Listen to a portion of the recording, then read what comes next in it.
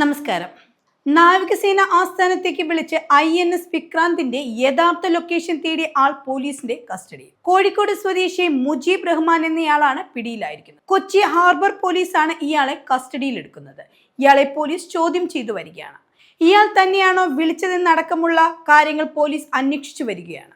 India Pakistan സംഘർഷം രൂക്ഷമായിക്കൊണ്ടിരിക്കെയാണ് പ്രധാനമന്ത്രിയുടെ ഓഫീസിൽ നിന്നാണെന്ന വ്യാജേന ഫോൺ വിളിച്ച് INS വിക്രാന്തിനെ സംബന്ധിക്കുന്ന വിവരങ്ങൾ ശേഖരിക്കാൻ ശ്രമം നടത്തിയത്. വെള്ളിയാഴ്ച രാത്രി 9 മണിയോടെയാണ് ഫോൺ കോൾ വന്നത്.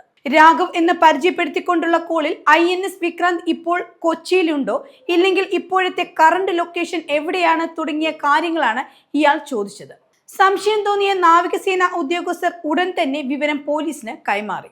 തുടർന്ന് ഫോൺ കോൾ ലൊക്കേഷൻ കേന്ദ്രീകരിച്ച് നടത്തിയ അന്വേഷണത്തിലാണ് കോഴിക്കോട് സ്വദേശി പിടിയിലാകുന്നത്. അതേസമയം ഓപ്പറേഷൻ സിന്ദൂറിനെ വിമർശിച്ച മലയാളി യുവാവിന്റെ വീട്ടിലും പരിശോധന നടത്തി.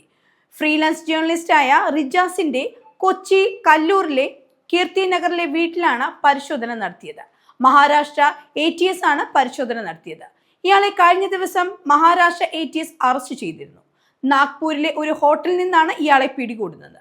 ഇതിന് പിന്നാലെയാണ് മഹാരാഷ്ട്ര ATSഉം IB ഉദ്യോഗസ്ഥരും സംയുക്തമായി പരിശോധന നടത്തുന്നത്. റിജാസിന്റെ സുഹൃത്ത് ബീഹാർ സ്വദേശി ഇഷയും ഇയാളോടൊപ്പം അറസ്റ്റിലായിരുന്നു. ഇയാളെ പിന്നീട് വിട്ടയക്കുകയും ചെയ്തു. ഡെമോക്രാറ്റിക് സ്റ്റുഡൻസ് അസോസിയേഷൻ പ്രവർത്തകനാണ് റിജാസ്.